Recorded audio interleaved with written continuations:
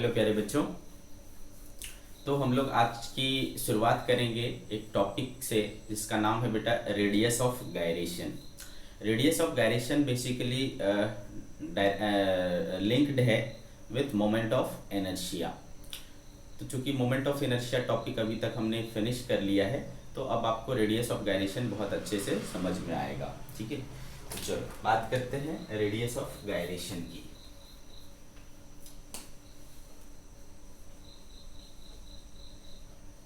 Radius of gyration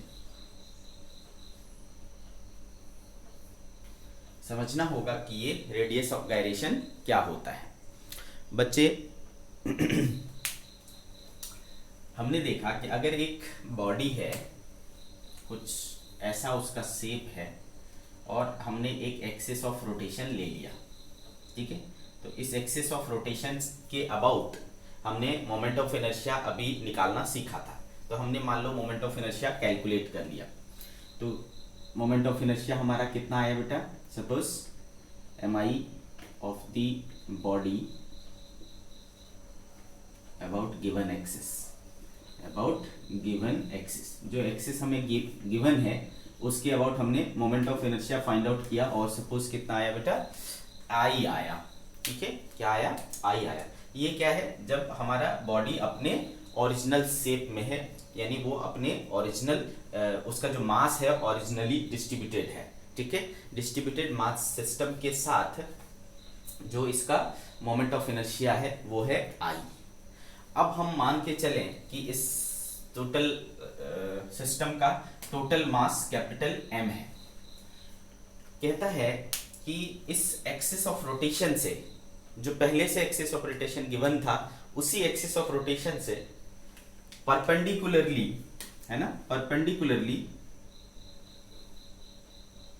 एक ऐसा distance, ठीक है, एक ऐसा डिस्टेंस जहां पर अगर मैं इस टोटल मास को रख दूं, ठीक है, इस बॉडी का जो टोटल मास था उसको एक पॉइंट पर कॉन्सेंट्रेट कर दिया जाए, पूरे को एक जगह इकट्ठा कर दिया जाए, तो उस एक्सिस से उस पॉइंट का परपेंडिकुलर डिस्टेंस, ठीक है, सपोज कितना है बेटा? के। ऐसा होना चाहिए कि अब ये पॉइंट मास की तरह ट्रीट करेगा बेटा। पॉइंट मास का मोमेंट ऑफ इनर्शिया क्या होता है? M R square. रेडियस में डिस्टेंस में कितना लेने बोल रहा हूं? के लेने बोल रहा हूं। तो अभी मोमेंट ऑफ इनर्शिया कितना होगा बेटा? तो हो जाएगा एम के स्क्वायर, है ना, क्या हो जाएगा? एम के स्क्वायर हो जाएगा। तो बेटे ये वाला जो मोमेंट ऑफ इनर्शिया आया और जो एक्चुअल मास डिस्ट्रीब्यूशन के साथ मोमेंट ऑफ इनर्शिया था, वो दोनों आपस में क्या होना चाहिए? बराबर होना चाहिए। ठीक है, यानी I बराबर क्या हो जाना चाहिए? एम के स्क्वायर। ठीक है, तो देयरफॉर I बराबर एम के स्क्वायर हो गया, तो के स्क्वायर बराबर क्या हो जाएगा बेटे? I by M. तो देयरफॉर के बराबर क्या हो जाएगा? Root under I by M. तो ये जो के है ना, इसी को हम लोग क्या कहते हैं? रेडियस ऑफ गायरेशन कहते हैं, radius of gyration.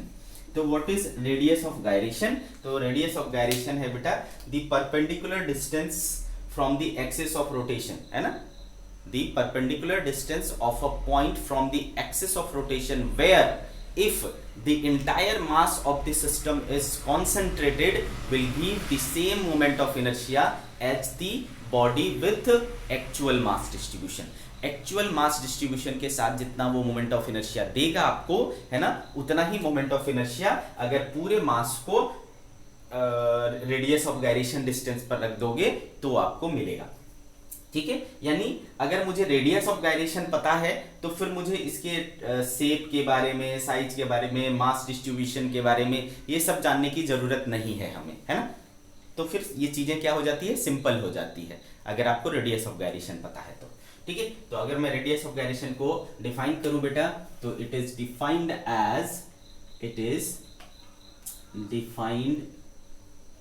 As the perpendicular distance of a point from the axis of rotation, from the axis of rotation, ठीक है, rotation where if entire mass of the body, entire mass of the body is concentrated will give same mi as with the actual mass distribution,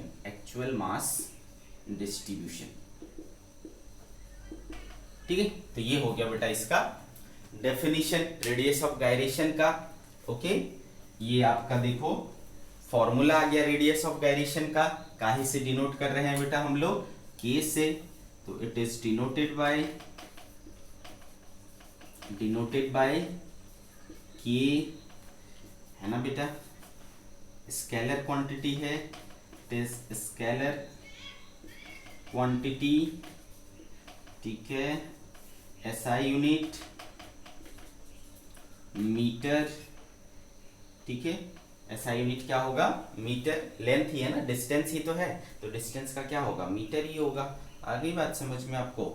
okay, तो ये कुछ properties थे radius of gyration के।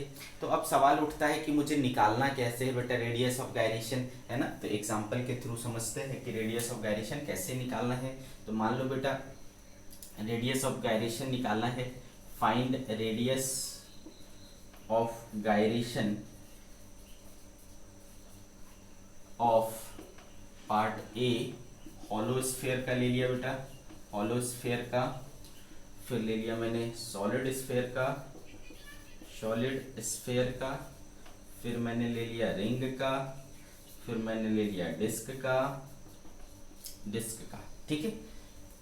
तो कितना हो जाएगा? तो पहले पार्ट में देखो,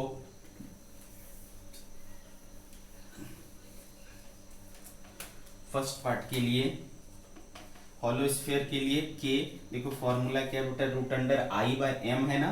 तो हॉलो स्फीयर का आई कितना होता था? हॉलो स्फीयर का आई होता था 2/3 mr स्क्वायर अपॉन एम। तो एम और एम कैंसिल हो गया बेटा, तो r square root 2/3। This is radius of gyration for hollow sphere. Second K equal to क्या हो जाएगा? Square root I, solid sphere का क्या हुआ करता था बेटा? 2/5 mr स्क्वायर हुआ करता था अपॉन एम। तो एम एम कैंसिल हो जाएगा बेटा, r स्क्वायर रूट 2/5, ठीक है। ये हो गया आपका radius of gyration. Okay, ring के लिए देखो बेटे, रिंग के लिए के बराबर स्क्वायर रूट आई क्या होता था? mr स्क्वायर होता था upon M, M M cancel, क्या बचा बेटा? r बचा। ओके, सिमिलरली डिस्क के लिए क्या हो जाएगा? के बराबर square root mr square by 2 हुआ करता था अपॉन एम। तो एम एम कैंसिल हो गया, तो r बाई रूट 2, है ना, r बाई रूट 2। तो इस तरीके से आप रेडियस ऑफ गायरेशन बहुत ही आसानी से निकाल सकते हो। ओके, तो ये कहानी खत्म हुई बेटा रेडियस ऑफ गायरेशन की। नेक्स्ट टॉपिक हम लोग पढ़ेंगे, अब कहलाता है डायनामिक्स ऑफ रोटेशनल मोशन।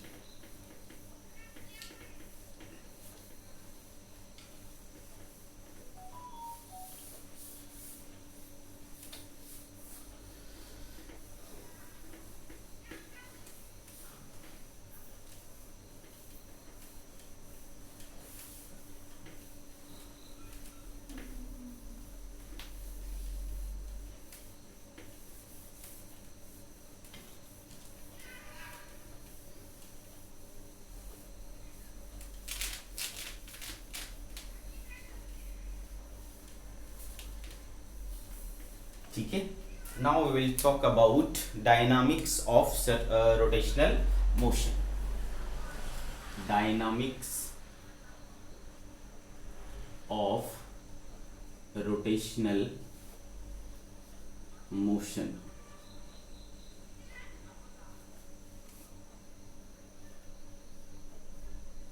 ठीक है, डायनामिक्स ऑफ रोटेशनल मोशन। इसमें आपको जो कुछ चीजें हैं वो हम लोगों ने सर्कुलर मोशन में पढ़ रखा है, ठीक है। सर्कुलर मोशन में हमने कुछ चीजें पढ़ रखा है, जैसे कि एंगुलर डिस्प्लेसमेंट, ये पढ़ा था हमने। एंगुलर डिस्प्लेसमेंट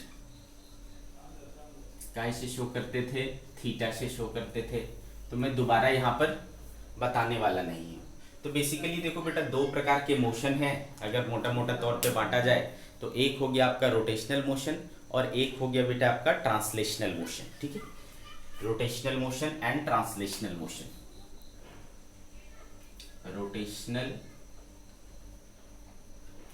मोशन और एक आपका ट्रांसलेशनल मोशन, ट्रांसलेशनल मोशन,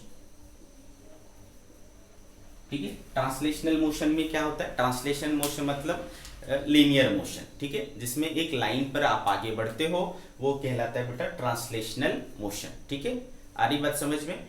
और रोटेशनल मोशन में क्या होता है, आप एक एक्सिस के अबाउट घूमते हो, ठीक है।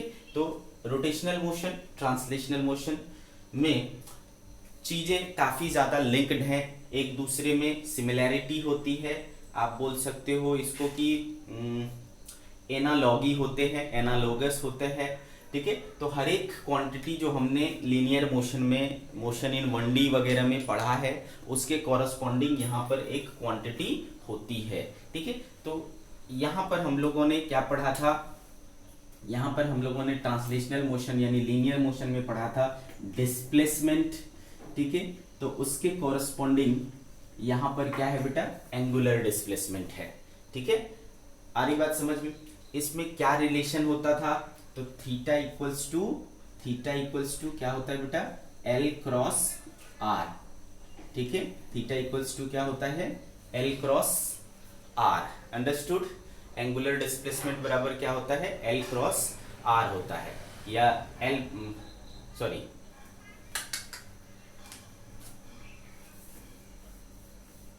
Theta equals to L by R ना, theta equals to L by R, length of arc upon radius, ठीक है। तो ये डिस्प्लेसमेंट और एंगुलर डिस्प्लेसमेंट के बीच में रिलेशन था। सिमिलरली यहाँ पर क्या होता है बेटा, एंगुलर वेलोसिटी होता है, एंगुलर वेलोसिटी। तो यहाँ पर क्या होता है, यहाँ पर होता है ओनली वेलोसिटी। इनके बीच में क्या रिलेशन था बेटा, यहाँ पर भी हमने रिलेशन लेके आया था, क्या होता था, v equals to omega R, omega cross R, vector form में देखोगे तो v equals to omega cross R, understood. v equals to omega cross R, ये हो गया एंगुलर वेलोसिटी और लीनियर वेलोसिटी के बीच में रिलेशन, ठीक है। फिर देखो तीसरी चीज थी एक्सेलरेशन के बारे में। यहाँ पर एक्सेलरेशन क्या कहलाता है, एंगुलर एक्सेलरेशन कहलाता है, एंगुलर एक्सेलरेशन। और इधर क्या कहलाता है बेटा, ओनली एक्सेलरेशन। इनके बीच में भी रिलेशन था, क्या था बेटा, कि लीनियर एक्सेलरेशन जो है वो एंगुलर एक्सेलरेशन और रेडियस के क्रॉस प्रोडक्ट के बराबर है ना। एंगुलर एक्सेलरेशन को अल्फा से, लीनियर एक्सेलरेशन को ए से, एंगुलर वेलोसिटी को ओमेगा से और लीनियर वेलोसिटी को v से शो किया करते थे। तो ये इनके बीच में रिलेशंस होते थे, ठीक है, a equals to alpha cross r। इसके अलावा भी बहुत सारी क्वांटिटीज हैं जो एक दूसरे के एनालोगस हैं, तो एनालॉगी आपसे पूछा भी जा सकता है, ठीक है। चलो फोर्थ, जैसे कि वहां पर क्या होता है बेटा, मोशन के लिए रिस्पॉन्सिबल लीनियर मोशन में कौन होता है, फोर्स। यहाँ पर रोटेशनल मोशन के लिए जो रिस्पॉन्सिबल होता है वो होता है टॉर्क। तो यहाँ पर आपके पास टॉर्क है, तो उधर आपके पास क्या होता था, फोर्स होता था, ठीक है। तो आपसे अगर पूछे कि फोर्स के एनालॉगी रोटेशनल मोशन में क्या है, तो आप बोलोगे टॉर्क है, ठीक है बेटा। अच्छा याद करो, इनर्शिया पढ़ा करते थे हम लोग, तो इनर्शिया आपने पढ़ा था कि इनर्शिया का मेजरमेंट क्या है, मास है, मास, ठीक है। लीनियर मोशन में इनर्शिया का जो मेजरमेंट है वो मास होता था।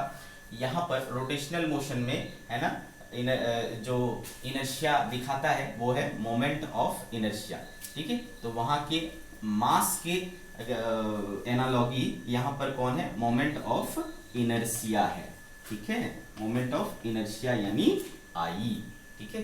तो आपको बहुत सारी चीजें सिमिलर मिलेंगी यहाँ पर। उसी प्रकार से यहाँ पर मोमेंटम हुआ करता था बेटा, मोमेंटम पी से शो किया करते थे। यहाँ पर उसके एनालॉगी होता है बेटा एंगुलर मोमेंटम, एंगुलर मोमेंटम, इसको हम लोग काय से शो करते हैं, एल से, ठीक है। तो इस तरीके से बहुत सारी चीजें आपस में सिमिलर होती है, ओके। किसमें, रोटेशनल मोशन और ट्रांसलेशनल मोशन में, है ना, एनालॉगी होता है। हर क्वांटिटी के कॉरस्पॉन्डिंग यहाँ पर भी एक क्वांटिटी है, ओके। अब देखो रोटेशनल मोशन यानी सर्कुलर मोशन, ठीक है। रोटेशनल मोशन को आप दूसरे वे में सर्कुलर मोशन भी कह सकते हो। तो जब हमने सर्कुलर मोशन पढ़ा था तो एंगुलर डिस्प्लेसमेंट क्या होता है, एंगुलर पोजीशन क्या होता है, एंगुलर एक्सेलरेशन क्या होता है, ये सारी चीजें हमने बहुत अच्छे से देखा था, ठीक है।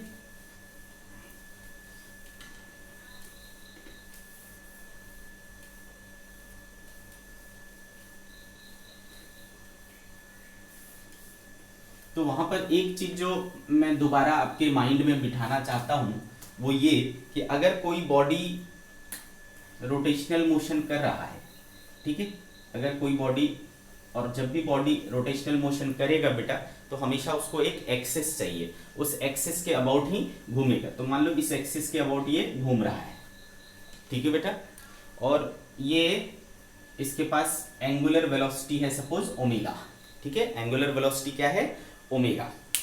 तो बेटा मान लो कि एक पार्टिकल मैंने यहां पकड़ा और एक पार्टिकल मैंने यहां पकड़ा, पार्टिकल 1 पार्टिकल 2, इसका रेडियस r1 और इसका रेडियस r2, ठीक है बेटा। तो जब ये घूम रहा है, ये बॉडी क्या हो रहा है, इस एक्सिस के अबाउट घूम रहा है, तो ये पार्टिकल क्या करेगा, ये पार्टिकल ऐसा घूमेगा और ये पार्टिकल ऐसा घूमेगा। आगे बात समझ में। तो उसके हर एक पार्टिकल क्या करते हैं, सर्कुलर मोशन करते हैं, हर एक पार्टिकल उसका सर्कुलर मोशन करते हैं, ठीक है। तो बेटा जब ये सर्कुलर मोशन करेंगे तो हर एक के पास एक लीनियर वेलोसिटी भी होगा, हर एक के पास एक लीनियर वेलोसिटी भी होगा, इसके पास v1, इसके पास v2। अब चूंकि आपको पता है, सिंस आपको पता है कि v बराबर होता है ओमेगा इंटू आर, ठीक है, v इक्वल्स टू क्या होता है, ओमेगा इंटू आर। अच्छे से समझ में आ रहा है। तो बेटे देखो r दोनों के लिए क्या है, अलग अलग है ना, इस पॉइंट के लिए और इस पॉइंट के लिए r अलग अलग है, लेकिन ओमेगा सबके लिए क्या होगा, सेम होगा, ओमेगा सबके लिए क्या होगा, सेम होगा। तो मैं आपके दिमाग में क्या बिठाना चाहता हूं कि जब कोई बॉडी सर्कुलर मोशन कर रहा होता है तो ओमेगा हर एक पॉइंट का क्या होता है बेटा, सेम होता है, बट लीनियर वेलोसिटी वो क्या होता है, अलग अलग पॉइंट का अलग अलग होगा, वो डिफरेंट होता है, समझा क्या। बट एंगुलर वेलोसिटी सेम होता है, ये चीज याद रहेगा आपको। तो मैं नोट करके लिखाता हूं, नोट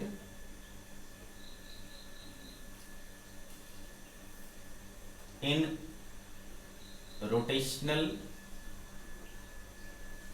या circular motion angular velocity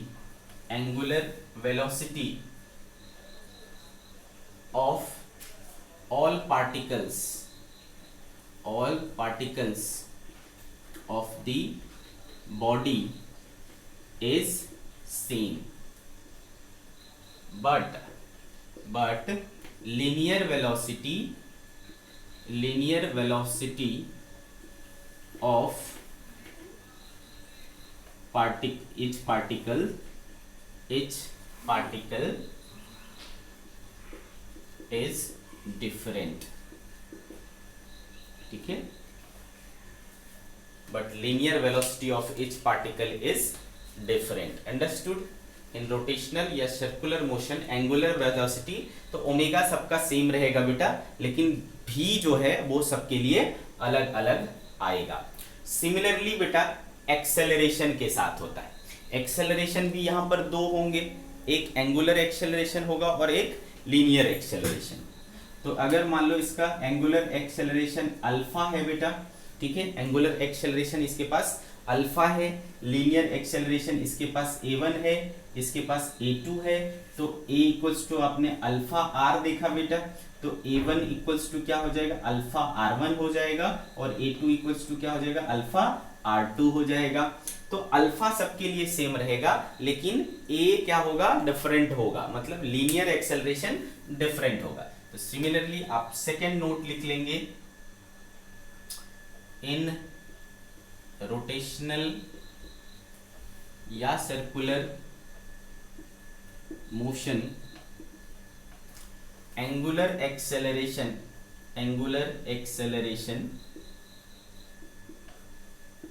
alpha is same for all particles of the body, but linear acceleration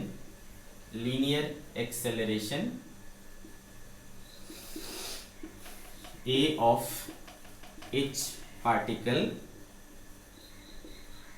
is different। ठीक है, वो हर एक का क्या होगा बेटा, अलग अलग होगा, अगर उसका डिस्टेंस अलग अलग है ना, अलग अलग डिस्टेंस पर रहेगा तो उसकी जो a है यानी लीनियर एक्सेलरेशन है वो अलग अलग आएगा। अंडरस्टूड, बहुत अच्छे। ये दो बात हमें बहुत जरूरत पड़ेगी आगे चल करके, तो इसको अपने दिमाग में बिठा लेना है कि एंगुलर क्वांटिटीज जो होती है वो सेम रहती है ना, उसी प्रकार से एंगुलर डिस्प्लेसमेंट सेम रहेगा बेटा, और लीनियर डिस्प्लेसमेंट डिफरेंट होगा, है ना। तीसरी चीज, एंगुलर डिस्प्लेसमेंट सेम होगा और लीनियर डिस्प्लेसमेंट डिफरेंट होगा।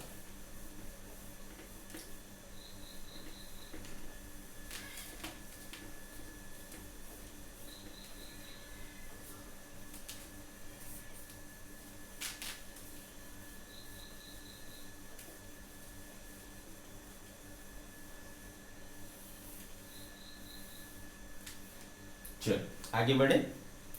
अब बात करते हैं हम लोग, जैसा कि मैंने आपको बोला बेटा कि लीनियर मोशन में, मोशन के लिए जो रिस्पॉन्सिबल होता है ना, वो कौन होता है।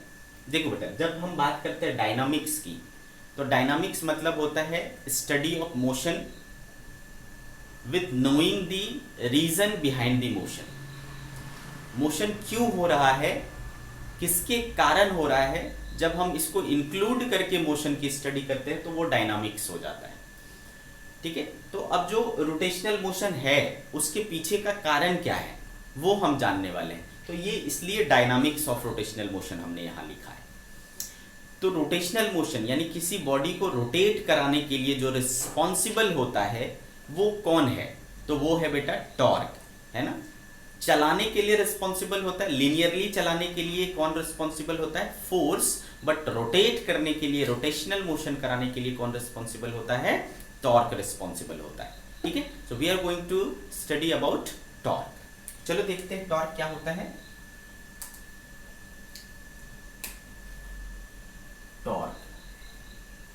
टॉर्क को हम लोग टाउ से शो करते हैं। ओके, चलो तो बेटे टॉर्क बेसिकली कहा जाता है कि ये फोर्स की वो एबिलिटी है जिससे वो किसी बॉडी को क्या कर सकता है, रोटेट करा सकता है। ठीक है, क्या कर सकता है, रोटेट कर सकता है, या फिर आप कह सकते हो कि उसके रोटेशनल स्टेट को चेंज कर सकता है, रोटेशनल स्टेट को चेंज कर सकता है। तो हम कह सकते हैं it is defined as the ability of force to change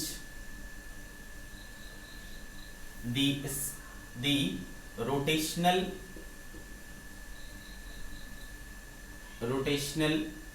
state of motion।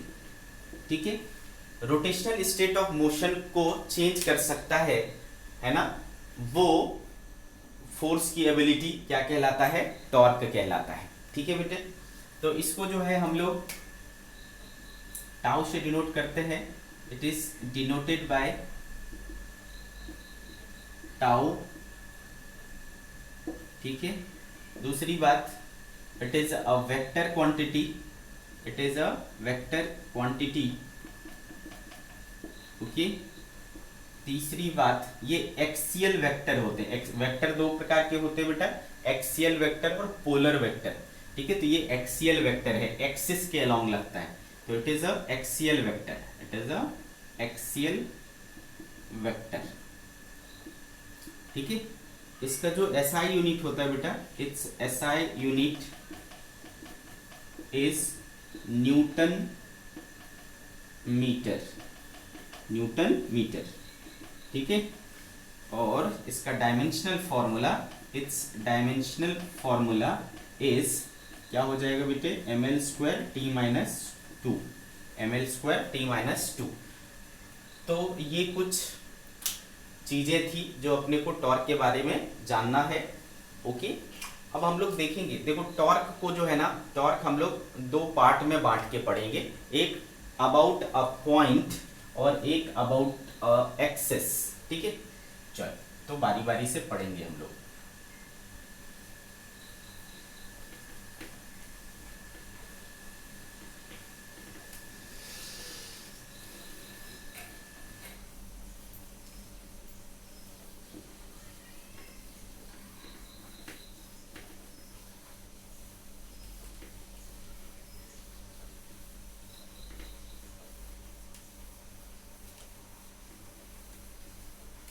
चलो,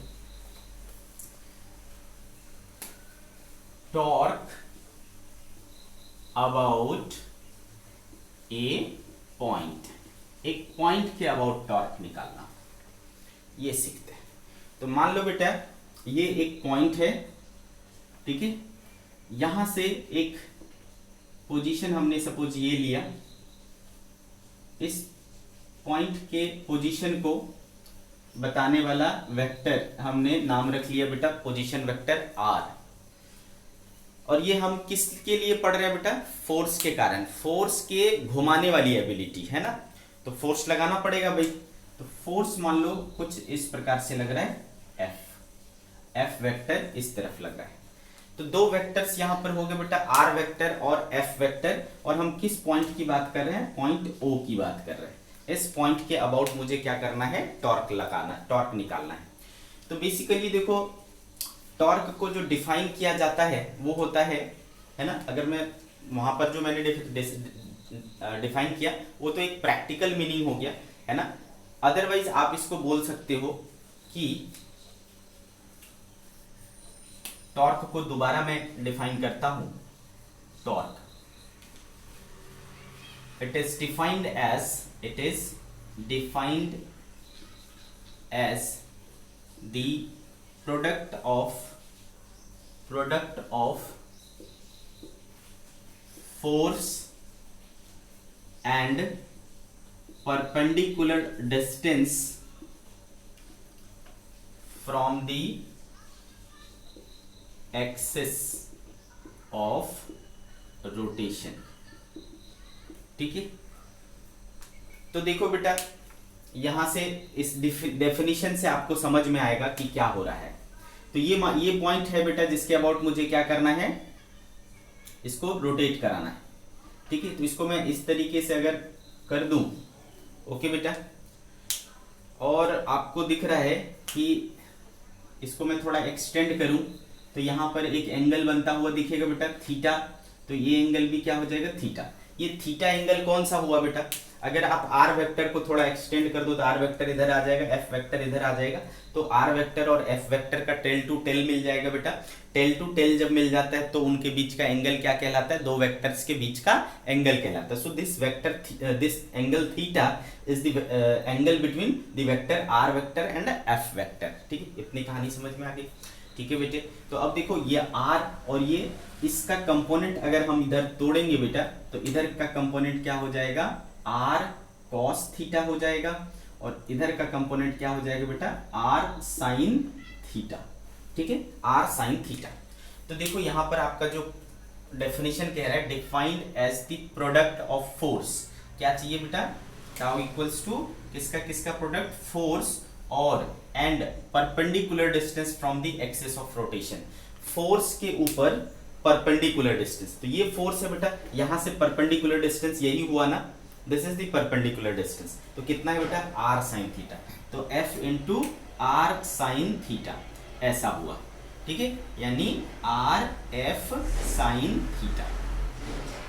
आगे बात समझ में, r f sin थीटा अच्छे से समझा बेटे, वेरी गुड। तो आप अगर ध्यान से देखो तो क्या r एक वेक्टर है, यस सर r एक वेक्टर है, f एक वेक्टर है, यस सर f भी एक वेक्टर है, और थीटा उनके बीच का क्या है, एंगल है। तो बेटे हमने वेक्टर में एक चीज पढ़ा था कि अगर दो वेक्टर हैं a और b, अगर हमें उसका क्रॉस प्रोडक्ट लेना हो तो ये क्या होता है, a b साइन थीटा होता है कि नहीं, a b साइन थीटा होता है। तो सिमिलर यहां पर भी है बेटा, r एक वेक्टर है, f वेक्टर है और थीटा उनके बीच का एंगल है। तो ये हमें क्या कह रहा है कि टॉर्क आपको कैसे मिलेगा, r क्रॉस f करके, ठीक है। और आपको ये भी पता है कि क्रॉस प्रोडक्ट जो होता है वो एक वेक्टर प्रोडक्ट होता है, क्यों, क्योंकि क्रॉस प्रोडक्ट करने से जो आपको रिजल्ट मिलेगा वो एक वेक्टर क्वांटिटी होगी। तो टॉर्क जो है हमारा एक वेक्टर क्वांटिटी है, जो कैसे मिलेगा बेटा, r क्रॉस f करके मिलेगा। दूसरी चीज मैंने आपको बताई थी वेक्टर में कि क्रॉस प्रोडक्ट कम्यूटेटिव लॉ को फॉलो नहीं करता, मतलब r क्रॉस f करना है, मतलब r क्रॉस f ही करना है, r पहले f बाद में। आप f क्रॉस r करोगे तो बेटा रिजल्ट उल्टा हो जाएगा, है ना। तो r क्रॉस f मतलब r क्रॉस f ही करना है, ठीक है। तो देखो टॉर्क इक्वल्स टू क्या आ रहा है, r क्रॉस f आ रहा है, ठीक है। तो यहां से जो हमें समझ में आया इनिशियली, है ना, कि टाउ इक्वल्स टू क्या था बेटा, f इंटू आर का परपेंडिकुलर डिस्टेंस, है ना, f इंटू आर का परपेंडिकुलर डिस्टेंस। आगे बात समझ में, और फाइनली निकल के क्या आया, r क्रॉस f। अच्छा, इसको मैं दूसरे तरीके से भी सोच सकता हूं, है ना, सेम थिंग को, सेम चीज को हम लोग दूसरे तरीके से भी सोच सकते हैं। जैसे कि ये आपका पॉइंट ऑफ रोटेशन था, ये इसका पोजीशन वेक्टर है बेटा, और इधर सॉरी इस तरीके से हम क्या कर रहे थे, फोर्स लगा रहे थे बेटा, ठीक है। और हमने देखा कि ये इसके बीच का एंगल है। तो हम ऐसा भी तो कर सकते हैं कि फोर्स को ब्रेक कर लें, फोर्स को ब्रेक करेंगे तो बेटा इधर आएगा f cos थीटा और इधर आएगा बेटा f sin थीटा, ठीक है। इधर क्या आएगा, f sin थीटा। तो देखो ये जो f sin थीटा कंपोनेंट है उस पर ये r क्या है, परपेंडिकुलर है, यानी r के परपेंडिकुलर क्या है, f sin थीटा है, समझ गए क्या। तो ये भी आपको क्या करेंगे, टॉर्क प्रोवाइड करेंगे। तो इसको आप दूसरे तरीके से ऐसा भी बोल सकते हो कि r इंटू f परपेंडिकुलर, तो दोनों चीज वैलिड है, ठीक है। Force into perpendicular distance from the axis of rotation, या डिस्टेंस इंटू फोर्स का परपेंडिकुलर कंपोनेंट, दोनों चीज बोल सकते हो। और इससे भी करूंगा तो देखो दोनों का प्रोडक्ट क्या होगा बेटा, आर एफ साइन थीटा ही होगा, और पहले जो किया था उससे भी क्या आया था, आर एफ साइन थीटा ही आया था, ठीक है बेटा। तो ये जो मेन फॉर्मूला है उसके सेहत पे कोई असर नहीं पड़ने वाला है, ठीक है। तो हम टॉर्क के हमें कितने ये मिले बेटा, टॉर्क के, तो या तो मैं बोल सकता हूं r क्रॉस f, ठीक है, ये हो गया वेक्टर फॉर्म में, this is in the form of vector, या फिर tau equals to r perpendicular f, या फिर r इंटू f परपेंडिकुलर, ठीक है। तो इस तरीके से हम क्या करा करते हैं बेटा, टॉर्क निकाला करते हैं अबाउट अ पॉइंट, ठीक है, अबाउट अ पॉइंट। अब जैसा कि मैंने आपको बोला कि ये एक वेक्टर क्वांटिटी है, टॉर्क क्या है बेटा, एक वेक्टर क्वांटिटी है। और कैसा वेक्टर है बेटा, एक्सियल वेक्टर है, एक्सिस के अबाउट ये होता है, ठीक है। तो चलो अब आपको देखना पड़ेगा कि इसका डायरेक्शन क्या होगा बेटा, तो how to find the direction, ठीक है, how to find the direction. तो बेटा चूंकि यहाँ पर हम क्रॉस प्रोडक्ट कर रहे हैं, तो जो हम रूल क्रॉस प्रोडक्ट में डायरेक्शन निकालने के लिए लगाया करते थे, सेम रूल हम यहाँ पर लगाएंगे। तो बेटा r क्रॉस f करना है, तो मैंने क्या बोला था क्रॉस प्रोडक्ट में, पहली क्वांटिटी की तरफ ये चारों उंगली रखो, हथेली को दूसरी क्वांटिटी की तरफ रखो, ठीक है। तो पहली क्वांटिटी r है बेटा, तो r के डायरेक्शन में इसको रखा, f के डायरेक्शन में इसको रखा है, अब r को f की तरफ मोड़ो, यानी उंगलियों को दूसरी क्वांटिटी की तरफ मोड़ो, तो थंब किधर जा रहा है बेटा, अंदर की ओर। तो इसका मतलब ये जो इसका एक्सिस है ना, मतलब इस टॉर्क का जो डायरेक्शन है वो क्या होगा, है ना, वो ये जो प्लेन है उसके परपेंडिकुलर होगा अंदर की ओर, है ना, इसके परपेंडिकुलर होगा अंदर की ओर। आगे बात समझ में। तो इस तरीके से आपको क्या करना है, डायरेक्शन निकालना है। तो direction should be, direction should be found by cross product rule, cross product rule, understood. ठीक है बेटे, इस तरीके से। तो ये रही बात बेटा टॉर्क अबाउट अ पॉइंट।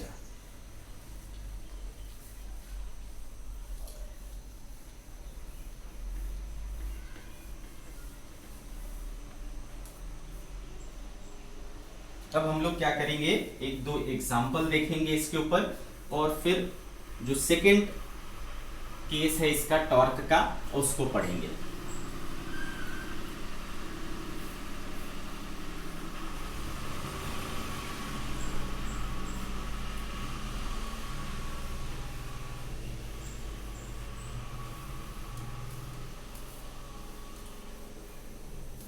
चलो एग्जांपल ले लेते हैं बेटा। कह रहा है कि a particle of mass capital M is released, a particle of capital M mass is released in vertical plane, in vertical plane from a point P, from a point P at x equal to x naught on the x axis, on the x axis. It falls vertically, it falls vertically along the y axis, along the y axis. Find torque acting, find torque acting, find torque acting on the particle, on the particle at a time t, at a time t about origin, about origin. ठीक है। तो बेटा क्या कह रहा है question, a particle of m mass is released in vertical plane from a point P at x equal to x naught. ठीक है, तो ये मान लो एक पॉइंट है, वहां से x एक्सिस पर आप कितना चले गए बेटा, x नॉट चले गए, और वहां से एक बॉडी को क्या किया आपने, ड्रॉप किया, जिसका मास कितना था, कैपिटल M था। ठीक है, कैपिटल M मास था, अपने उसको वहां से ड्रॉप कर दिया। क्लियर है मेरी बात।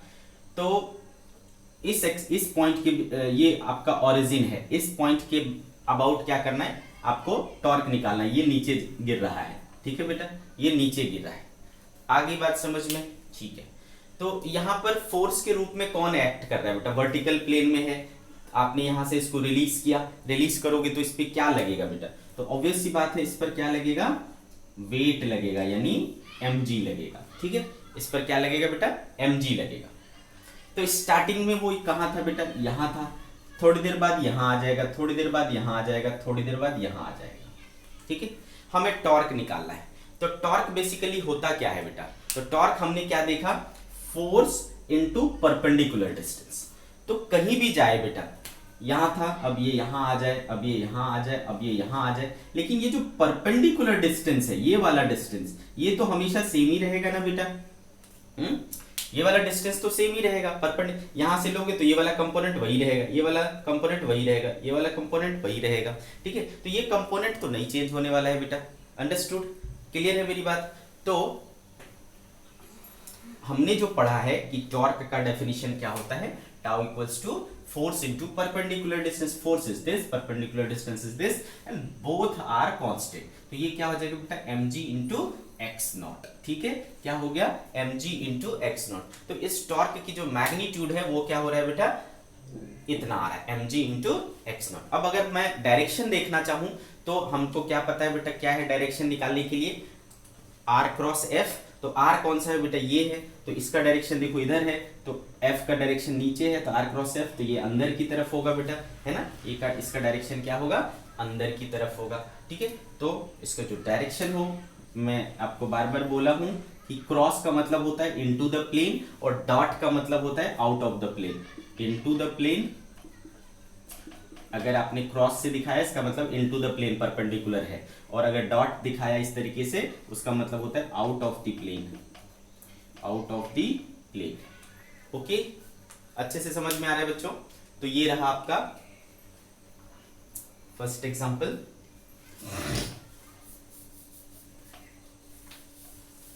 नेक्स्ट एग्जांपल देखेंगे।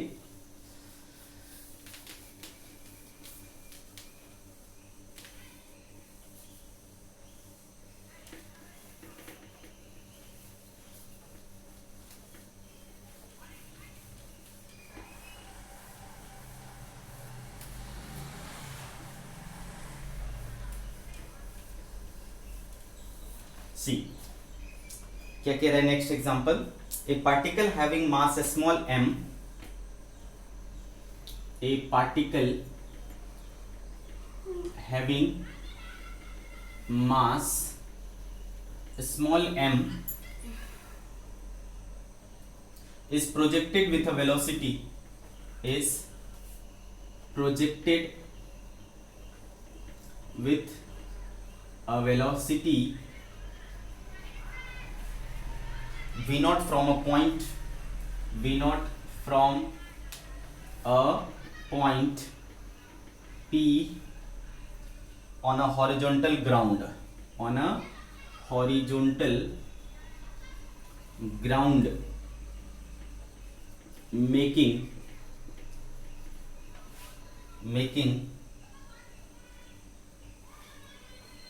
an angle theta with the horizontal, making an angle theta with the horizontal, with the horizontal. Find out the torque about the point of projection, find out the torque about the point of projection, point of projection acting on the particle, acting on the particle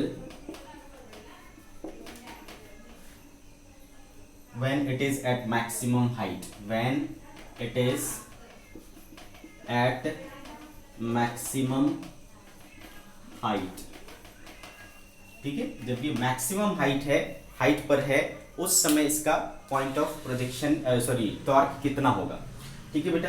तो diagram क्या कह रहा है कि ये मान लो ground है, यहाँ से हमने फेंका इसको, v नॉट स्पीड दिया, एंगल थीटा दिया, तो इसको क्या होना है बेटा, इस तरीके से जाके यहाँ पे गिरना है। तो बोलता है जब ये हाईएस्ट पॉइंट पर चला जाता है तो यहाँ चला जाएगा बेटा, ठीक है, यहाँ पे चला जाएगा। तो हाईएस्ट पॉइंट पर चला जाएगा तो ये जो हाइट है बेटा वो क्या हो जाएगा, h मैक्स हो जाएगा, है ना, ये हाइट हो जाएगा h मैक्स। और इसके अबाउट मुझे क्या करना है, टॉर्क निकालना है। किस पॉइंट के अबाउट, इस पॉइंट के about, this is the point of projection P। तो बताओ बेटा यहाँ पर जो टॉर्क कैसे निकालोगे, फोर्स इनटू परपेंडिकुलर डिस्टेंस। तो फोर्स कौन सा बेटा, फोर्स कौन सा, तो यहाँ पर तो इकलौता ही फोर्स लगता है कौन सा, ग्रेविटी, क्योंकि जब आप प्रोजेक्टाइल का मतलब ही क्या होता है, प्रोजेक्टाइल एक प्रकार से फ्री फॉल का कंडीशन है जिसमें सिर्फ ग्रेविटी लगता है, तो यहाँ पर क्या लगेगा, ग्रेविटी लगेगा। तो इधर आपका एक फोर्स लग गया ग्रेविटी के रूप में mg, अब आपका पॉइंट कहाँ है, तो पॉइंट आपका ये है, तो पॉइंट ये है, तो बेटा इस पॉइंट से इस फोर्स पर जो परपेंडिकुलर डिस्टेंस है वो कौन सा होगा, तो वो ये होगा सर। ठीक है, this is the perpendicular distance r। तो आपको ये r निकालना पड़ेगा। तो आपको पता है बेटा जब ये एच मैक्स का कंडीशन होता है तो ये वाला जो पार्ट होता है वो रेंज का आधा होता है। ठीक है, ये रेंज के बीचों बीच होता है, तो ये हो जाएगा बेटा r/2। ठीक है, तो बस हो गया, फोर्स आपका mg है और परपेंडिकुलर डिस्टेंस r/2 है, तो टॉर्क जो यहाँ पर हो जाएगा mg इंटू r/2। अब आप सभी को पता है कि रेंज कैसे निकाला करते थे, तो रेंज का फॉर्मूला हुआ करता था बेटा u² sin 2θ/g। तो u यानी स्पीड ऑफ प्रोजेक्शन कितना है, v0 है, तो v0 स्क्वायर हो जाएगा sin 2θ/g। तो इसको रख देंगे वहां पर बच्चे, तो mg v0 स्क्वायर sin 2θ क्या हो जाएगा 2g। तो ये हो जाएगा आपका टॉर्क का मैग्नीट्यूड। ठीक है, टॉर्क का मैग्नीट्यूड। डायरेक्शन अगेन बेटा r का डायरेक्शन इधर है, f का डायरेक्शन नीचे है, r क्रॉस f करेंगे तो थंब का डायरेक्शन किधर आ रहा है, अंदर आ रहा है, तो यानी क्रॉस होगा। अंडरस्टूड। तो ये रही आपकी torque mg v0 square sin 2θ, mg v0 square sin 2θ/2। Okay,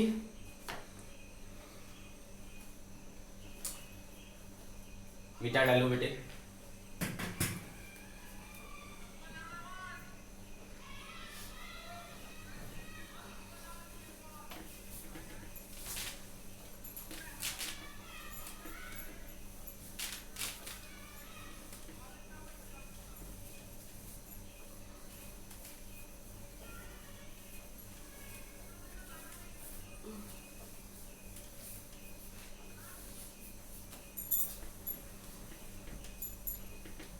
चलो one last example.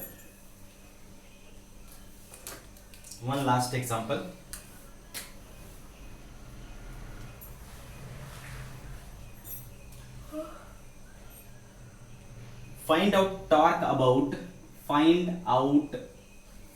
torque about point A, O and B, point A, O and B if F equal to 10I cap, if F equals to 10I cap। आपको एक diagram बना के दिया गया है बेटा,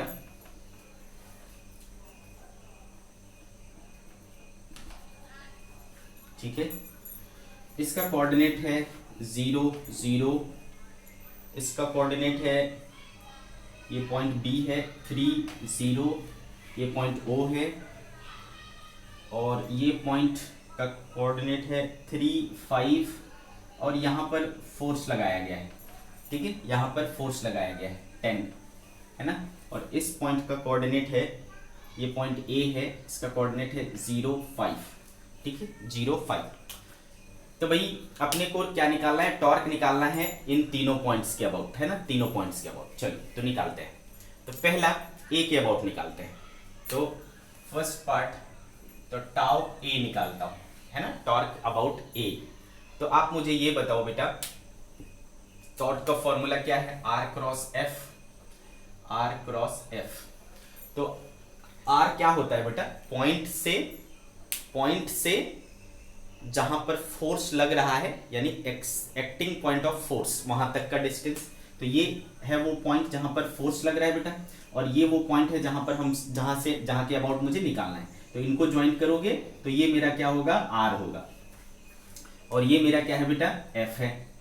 ठीक है, तो बताओ R और F के बीच में कितना एंगल आ रहा है बेटा, R और F के बीच में कितना एंगल आ रहा है, तो 0 आ रहा है, तो R F साइन 0 हो जाएगा। साइन 0 क्या होता है बेटा, 0, तो यहाँ पर टॉर्क क्या हो जाएगा, 0, है ना बेटा, टॉर्क क्या हो जाएगा, 0 होना भी चाहिए, क्योंकि हमने क्या बोला है कि कौन सा डिस्टेंस या कौन सा फोर्स लेना होता है, परपेंडिकुलर। तो यहाँ पर तो कोई परपेंडिकुलर कंपोनेंट है ही नहीं, है ना, दोनों क्या है, पैरेलल कंपोनेंट है, तो वो आपको टॉर्क नहीं देगा। टॉर्क कौन देता है बेटा, परपेंडिकुलर कंपोनेंट देता है। तो फर्स्ट जो है वो आ गया 0। सेकंड देखते हैं बेटा, सेकंड B किसके अबाउट निकालूं, O के अबाउट।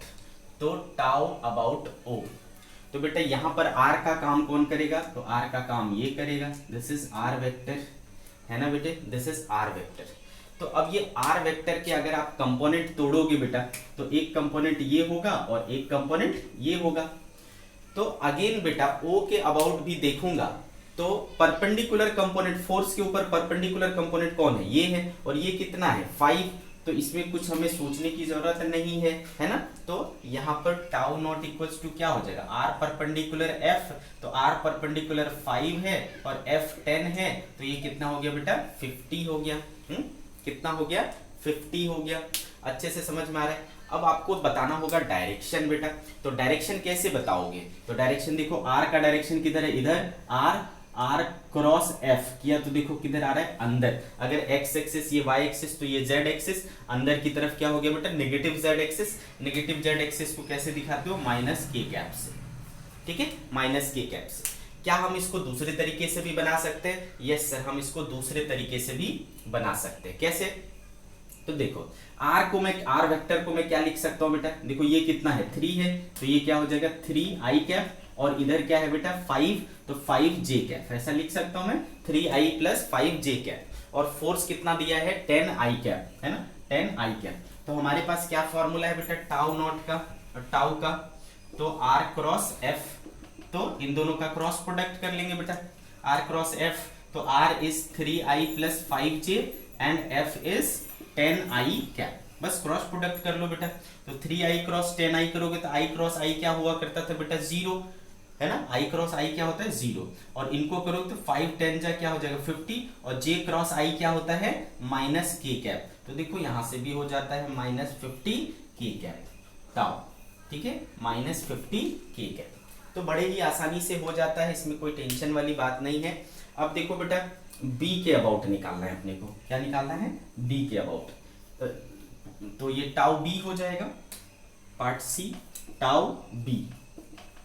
यहां पर देखो बेटा ये फोर्स हुआ और ये पॉइंट है, तो अब की बार r का काम कौन करेगा बेटा, ये r का काम कौन करेगा, ये करेगा। तो यहां पर तो r सीधा सीधा परपेंडिकुलर है बेटा, है ना, r क्या है सीधा सीधा परपेंडिकुलर है, तो ये क्या हो जाएगा बच्चे 10 5 जा 50, ठीक है, 10 5 जा क्या हो जाएगा 50।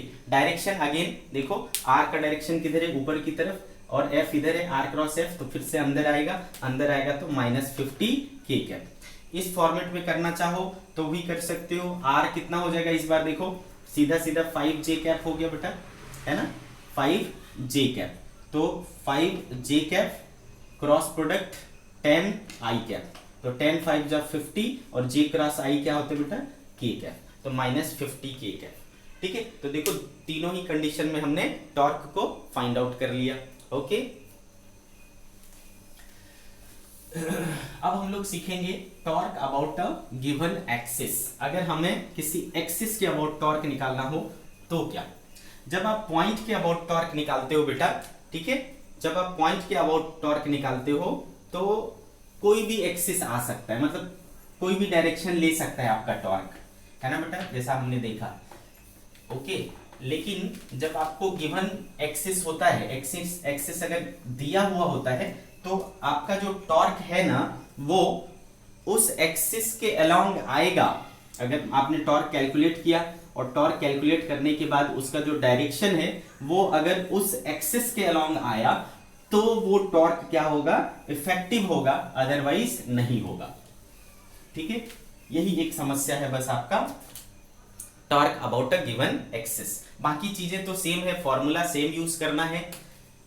टॉर्क अबाउट एन एक्सिस, क्या डिफरेंस है बेटा इसके पहले वाले और इस वाले में, वहां पर अबाउट अ पॉइंट निकाल रहे थे, अब यहां पर एक एक्सिस के अबाउट निकाल रहे हैं, ठीक है। तो टॉर्क अबाउट एन एक्सिस, तो समस्या बस यही है कि वहां पर किसी भी एक्सिस के अलोंग आ जाए फर्क नहीं पड़ता हमें, ठीक है, कोई भी एक्सिस आ सकता है, रिजल्टेंट आई के अक्रॉस आ सकता है, जे के अक्रॉस आ सकता है, के अक्रॉस आ सकता है, या किसी भी और डायरेक्शन में आ सकता है। बट यहाँ पर जो एक्सिस आपको दे दिया गया, आपका फोर्स आपके टॉर्क का जो डायरेक्शन है वो उसके अलोंग आना चाहिए, तभी इफेक्टिव होगा, अदरवाइज नहीं होगा, ठीक है।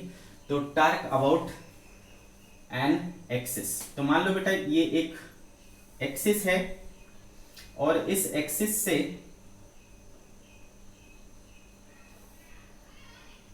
r डिस्टेंस पर एक फोर्स लग रहा है F, ठीक है, ऐसा आ रही बात समझ में, R और F। तो बेटा कोई दिक्कत नहीं है, यहां पर भी इनके बीच में R और F के बीच में थीटा एंगल हो, ये एक्सिस है, मान लो AB, क्या है, AB एक्सिस है, तो टॉर्क अब भी क्या होगा बेटा, टॉर्क का फॉर्मूला में कोई चेंज नहीं होगा, tau is still R cross F, ठीक है, tau is still R cross F, ठीक है। बट समस्या बस इतनी है कि इनका डायरेक्शन क्या होना चाहिए, A क्रॉस B के अलोंग आना चाहिए, बाकी के कहीं और जाएगा तो फिर वो इफेक्टिव नहीं होगा, ठीक है। तो इसमें हम केस ले लेकर के समझेंगे। Case one, if F is parallel to AB, यानी एक्सिस के पैरेलल हो, यानी if force is parallel to given axis, अगर फोर्स एक्सिस के पैरेलल हो जाए तो क्या होगा, ओके। तो बेटा आप देखो, है ना, ये मान लो एक्सिस है, ये R हुआ, और इधर हम बोल रहे हैं कि फोर्स इसके पैरेलल हो गया, ध्यान से समझना, this is axis AB, okay बेटा। देखो करके आप R क्रॉस F लगाओ, तो R का डायरेक्शन ये है बेटा, R का डायरेक्शन ये है, तो R क्रॉस F करोगे तो देखो जो आपका टॉर्क आया उसका डायरेक्शन किधर आ रहा है, इस तरफ, यानी इसके परपेंडिकुलर हो जा रहा है, एक्सिस के परपेंडिकुलर हो जा रहा है। जब एक्सिस के परपेंडिकुलर हो जाएगा बेटा टॉर्क, जो टॉर्क यहां प्रोड्यूस हुआ वो एक्सिस के परपेंडिकुलर हो गया, तो यानी हमारा जो टॉर्क प्रोड्यूस हुआ उसका कुछ भी कंपोनेंट इस एक्सिस के अलोंग नहीं आएगा, कोई चीज परपेंडिकुलर हो गया तो उसका कुछ भी कंपोनेंट कोई नहीं आएगा उस तरफ, ठीक है। तो एक AB एक्सिस के अलाउंग, जो हमारा गिवन एक्सिस है उसके अलाउंग कुछ भी टॉर्क नहीं आएगा, तो यहां पर इफेक्टिव टॉर्क क्या रहेगा, 0, है ना। तो if force is parallel to given axis, then produced torque will be perpendicular to the given axis, therefore no component of torque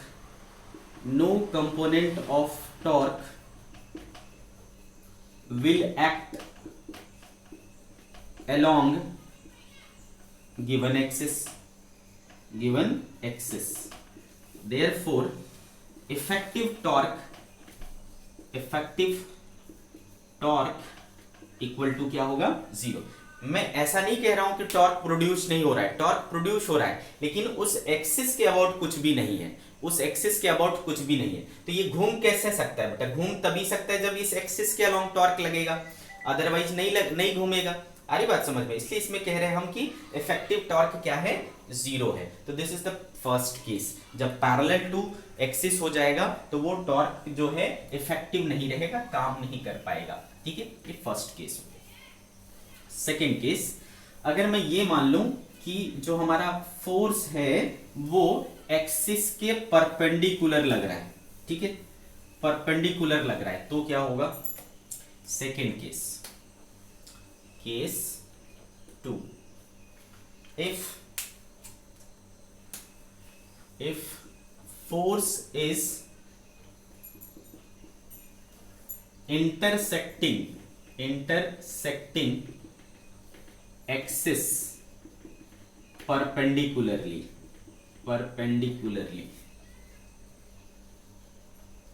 ठीक है, एक्सिस को परपेंडिकुलरली वो इंटरसेक्ट कर रहा हो, फिर क्या। तो मान लो बेटा ये एक्सिस है हमारा AB, और जो फोर्स है वो इस तरीके से इंटरसेक्ट कर रहा है, ठीक है, फोर्स इस तरीके से इंटरसेक्ट कर रहा है, क्लियर है। तो बेटा ऐसे सिचुएशन में आप देखो, जो आपका R वेक्टर होगा ये R वेक्टर हो जाएगा और ये F वेक्टर हो जाएगा। है ना। तो देखो आर और एफ दोनों क्या हो गए, सेम डायरेक्शन में हो गए, तो एंगल क्या हुआ, जीरो। तो एंगल जीरो हुआ तो बेटा साइन थीटा जीरो हो जाएगा, साइन जीरो जीरो हो जाएगा, तो टॉर्क क्या प्रोड्यूस होगा, जीरो। तो यहां पर टॉर्क क्या आएगा, जीरो आएगा। ठीक है, तो अगर फोर्स परपेंडिकुलरली इंटरसेक्ट कर रहा है एक्सिस को तो भी आपका टॉर्क क्या होगा बेटा, जीरो। ये सेकंड केस हो गया, अंडरस्टूड, ये सेकंड केस हो गया।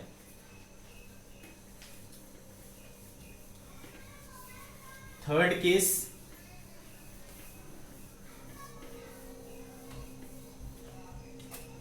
केस 3,